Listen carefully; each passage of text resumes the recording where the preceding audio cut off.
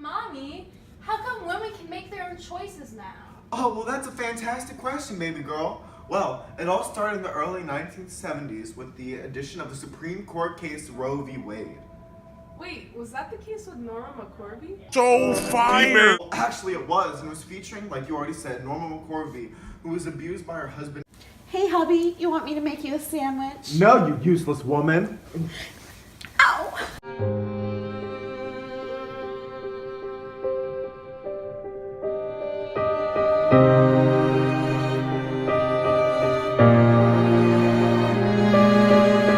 Escaped her abusive husband, she went to go live with her mother, where she had her first child, Melissa. After that, she fell into alcoholic tendencies, which were a serious problem in her life. But then, one night when she was at a bar, mingling with other patrons of said bar, she had a shocking revelation. Thanks, dude. You look kind of down. What can I get for you? Your strongest alcohol. I have something in mind.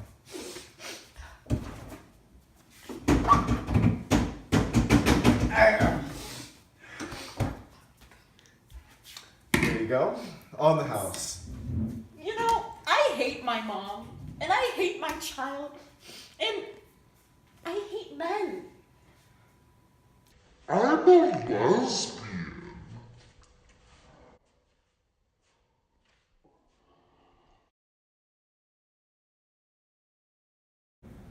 And after she decided she was a lesbian, she became pregnant again about a year later. Ironic, yes. However, she didn't want to keep it this time, and it took some advice from her friends to help her figure out a decision. Guys, I have to tell you something. I'm pregnant for the third time. Oh my typical Norma.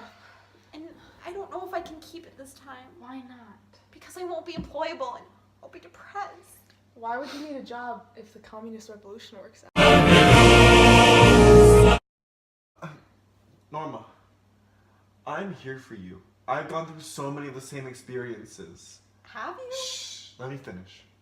And I just want you to know that all of us are here for you. We are.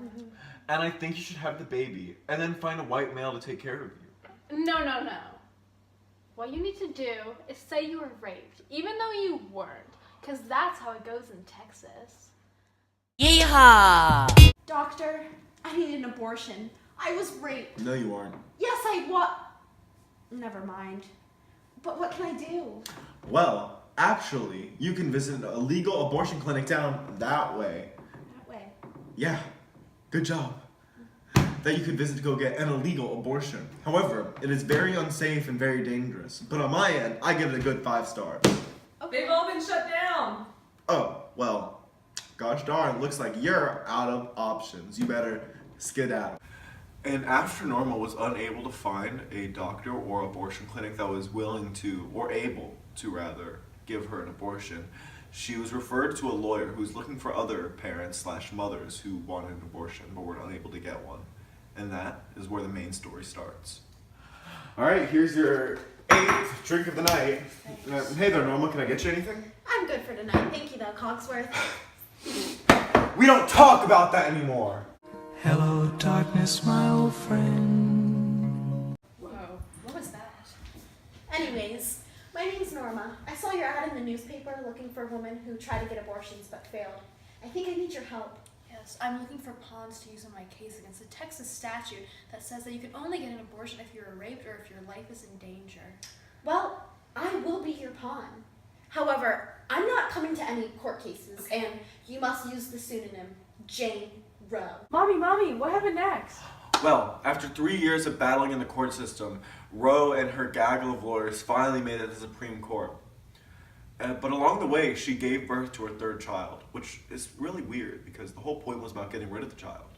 Wow, Robert, I got a case for us. Tell me, Henry, tell me. We gotta make sure that women here in this state of Texas can't get rid of their children no more. Why, you might ask? Because that child could get rid of cancer. It could be the next Jesus.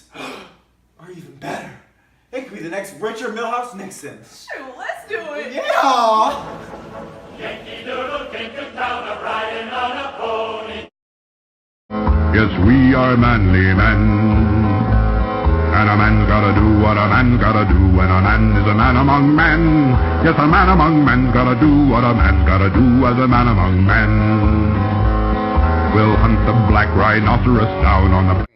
All right, you may begin your oral presentation. Good luck. Thank you. The state has the duty to protect prenatal life. Life is present at the moment of conception.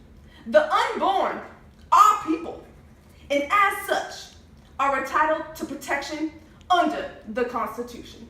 The Texas law is a valid exercise of police powers, reserved to the states in order to protect the health and safety of citizens, including the unborn. The law is constitutional and should be upheld. Thank you. All right, well, I thoroughly enjoyed your presentation. Is there anything you'd like to say? I thought she was a lesbian. She was a lesbian? Yeah. Well, that's interesting. All right, let's move on to the next part of the case. Thank you. All right, so we've already heard the defendant's side. It was a decent argument. I have to give them that. So we're ready to hear the plaintiff, which is you. And so we're ready to hear your oral argument. So good luck, and you may proceed. Thank you. Under the Bill of Rights, a woman has the right to terminate her pregnancy. It is improper for a state to deny individuals the personal, marital, familial, and sexual right to privacy. Moreover, in no case in its history has the court declared that a fetus, a developing infant in the womb, as a person. Therefore, the fetus cannot be said to have any legal right to life because it is unduly intrusive. The Texas law is unconstitutional and should be overturned. Well, very interesting. You have anything you'd like to add to that? Wasn't that Roe lady a recipient of welfare? Yeah, she was. Those darn commies. Well, that's going to be factored into our decision making. I don't know if I can support those kind of Karl Marx kind of people. So, how'd you guys feel about that? Well, in my personal opinion, and again, I say personal opinion, I would never get a gosh darn abortion in my life because I am a true man of God.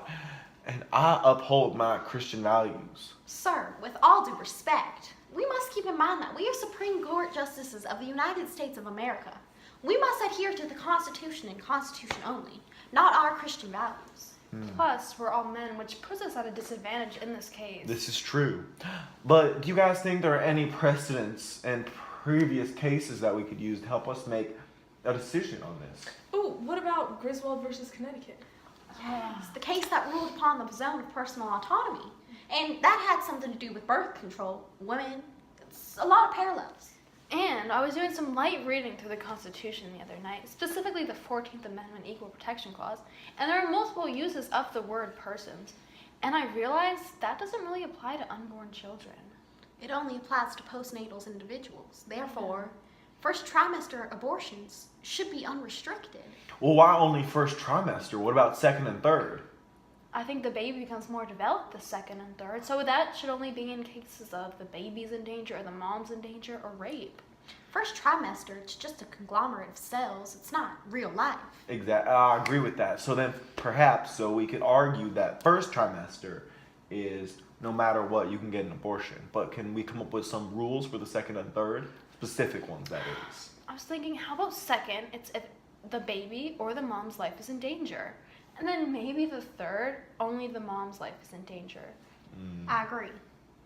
All right. We should go to a vote with our 5 other justices.